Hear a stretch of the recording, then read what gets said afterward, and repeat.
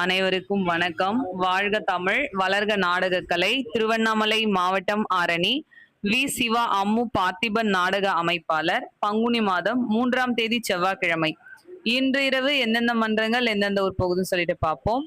ஆரணி ஸ்ரீ வள்ளி நாடக மன்றம், கலசப்பாக்கம் போலூர் அடுத்த எலத்தூர், ஆரணி சபரி நாடக மன்றம், சோளிங்கர் அடுத்த சோமசமுத்திரம், குறும்பூர் ராஜேஸ்வரி நாடக மன்றம், மதுராந்தகம் அடுத்த அத்திமானம்.